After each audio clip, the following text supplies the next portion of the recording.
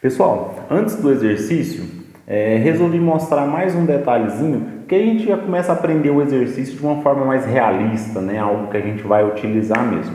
Olha só, quando eu coloquei aqui o ponto .pack, que é o nosso comando que insere o elemento dentro da janela, eu comentei que existem várias formas de se fazer isso, ok? Então vamos ver agora uma segunda forma.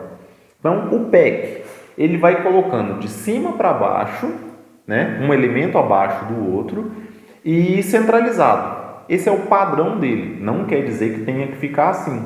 Existem formas, né, depois a gente vai ver, de alinhar ele pela esquerda, alinhar pela direita, alinhar de baixo para cima, ao invés de começar de cima para baixo.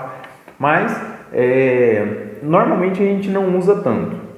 Vou utilizar aqui então agora um outro método de inserir o elemento na página.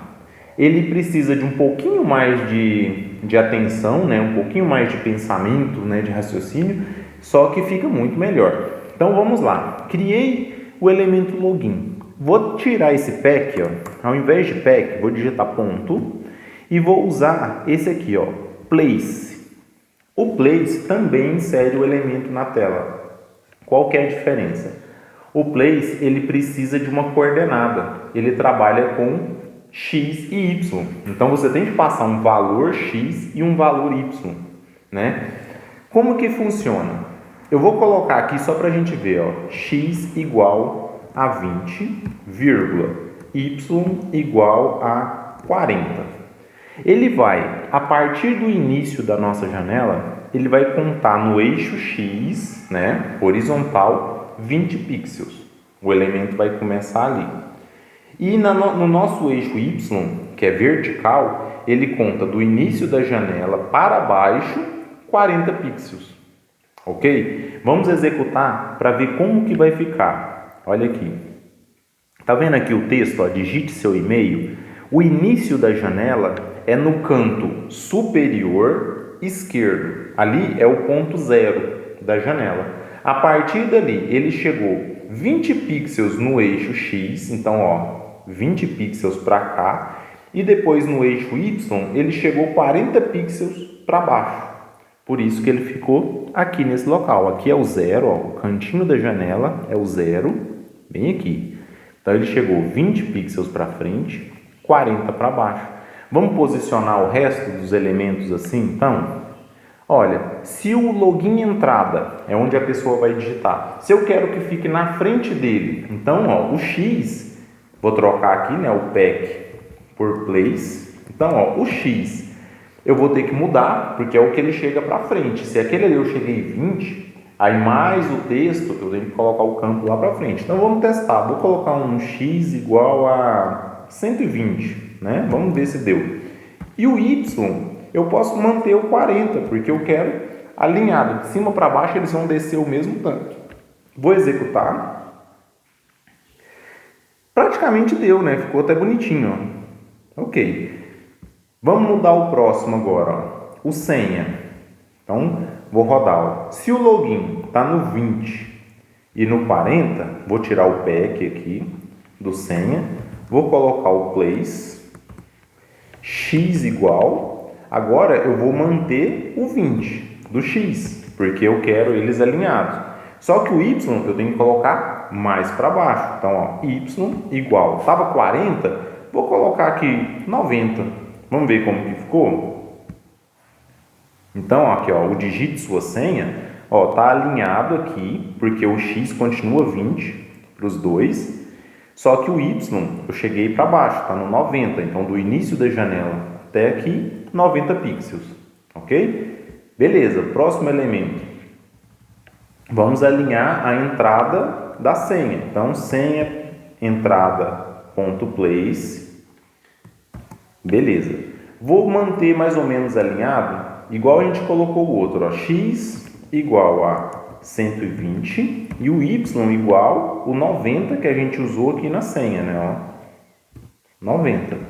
Vamos executar para ver. Ó, digite seu e-mail, digite sua senha. Falta a gente posicionar só o botão. Vamos colocar o botão para baixo? Aí agora aqui vocês vão ver que interessante.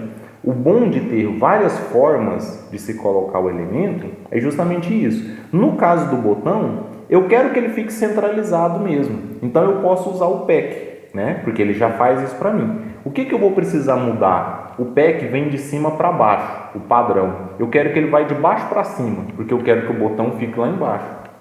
Então aqui, ó, no BT entrar.PEC, eu vou mudar uma propriedade dele, que é a posição. Então eu vou colocar aqui, ó, side igual, né? Ele vai começar de onde? De baixo aqui, ó, bottom. Então o lado dele vai ser de baixo para cima. Vou executar agora para a gente ver. Olha só. Pronto, o botão foi lá para baixo. Só não está muito bonito porque ele está colado ali embaixo, né? Mas a gente consegue fazer isso também. Tem mais um outro comandinho agora que eu consigo chegar ele um pouco para cima. Então vamos lá. Eu posso vir aqui no meu código, ó, eu tenho a opção de mudar alguns espaçamentos. O espaço entre um objeto e outro, entre o objeto e janela, às vezes a gente pode usar o comando chamado pad. Esse pad é para criar espaço. Eu quero criar um espaço em qual eixo?